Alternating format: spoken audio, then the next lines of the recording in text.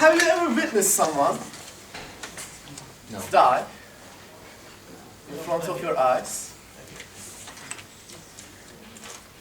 Have you ever felt someone give out his last breath in your own hands? Have you witnessed that? Personally, I haven't seen anyone die, but throughout my life, I have been aware of many deaths. The first one I remember was my grandfather on my father's side, and there's not much I can remember about the event, just a black background, this huge hospital bed, because I was around the age of 7, so I was quite tiny compared to the 190 guy. And he had this metal bed and pillows laid over, and he was lying there. And I just remember this image of holding his hand, but nothing else. And there have been 3 significant deaths that I can recall about my life, and 2 others were from my mother's side. And there have been other deaths, and they were about my mom's cousins, her uncles, and probably others in my father's side, but I'm a bit distant from that place. The second death I experienced was my grandma. And I really loved her. My cousin, me, my uncle, my mom, we would visit her every summer. And she would cook us some nice pizzas, treats. She had these cats. She was a nice person. She spoke German. It was quite enjoying. It was an enjoyable experience. And suddenly, while we were in Istanbul, my mom tells me, your grandma is getting a facelift. And I'm like, what? And she just comes to our home, she says hello, she brings a cat, we play with it. And a few days later, I learn there's a medical complication, and she's also gone. And my mom's in tears, and I can't really understand what's going on. She says she's gone for good, and I have no idea what that means. I can't comprehend death. I can't understand what's going on. And finally, the third significant death was my grandfather's, and we just went to Ankara a few days before his medical complications, and I was again told a few days after he passed away that he was no more with us. But these events didn't have that much of an effect on me because I couldn't understand what was actually going on. Then, there was this time, I was in middle school, I was 12, and I remember it was winter because there was this strong scent of snow. It had recently snowed or it was about to snow, I don't recall. And while getting out of school, I noticed the most peculiar thing. There was a sparrow on the ground, and it was just looking forward. And I was like, what? And like any 12-year-old kid, you know, I poked it. So I just poked the sparrow, and it falls to the ground. It was already on the ground, it just falls. And I realized it's frozen dead or it's frozen but still alive, I don't know.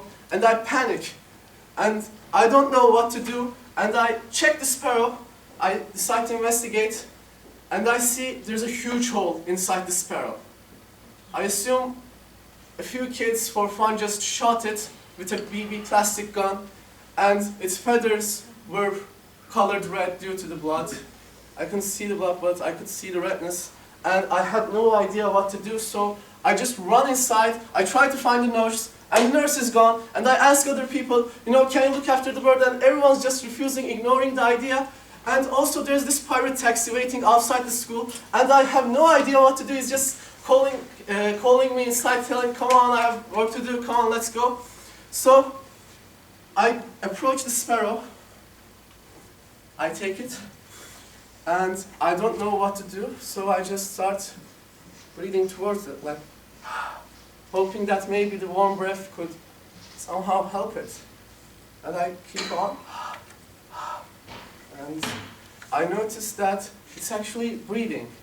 But it's a peculiar breath because it's just puffing twice its size, and then it's breathing out, then it's breathing in, breathing out, breathing in, and it's literally looking like this.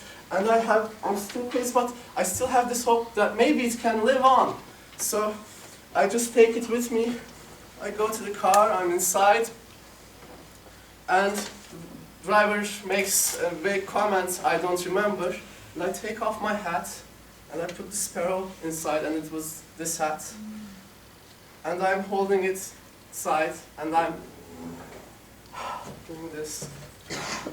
And I noticed that sometimes it's breathing faster, and sometimes it's slowing down, and eventually it just stops. And it's just gone. And the rest of the day is blank. I somehow deleted it, but I remember this one comment from my mom, and she had told me, Deniz, I hadn't seen you cry this much when your grandfather had died. And I was quite devastated, because I felt like I bore the responsibility for that sparrow. And I actually understood what it meant when something was gone for good. When I took the sparrow, I imagined I could watch it fly away. But instead, I felt its last breath fly away from my hands. But you know, sparrow is actually a small, insignificant thing. You don't actually pay attention to those things because, you know, they're not that significant. We have jobs to do and work to do, and most of the times I don't pay attention around myself. I just have to work, get good grades, score something, I don't know, anything. And that death of that most significant and smallest thing in the world was the most important thing for me during that moment. And it made me realize that those tiny moments actually build up life, and each of them should be cherished, and we shouldn't just ignore those things for the details of this grand scheme we have for ourselves. So, when I die, I don't want to die in pain and regret. Instead, when my time comes, I want to be in peace, I want to be joyful when I finally fly away.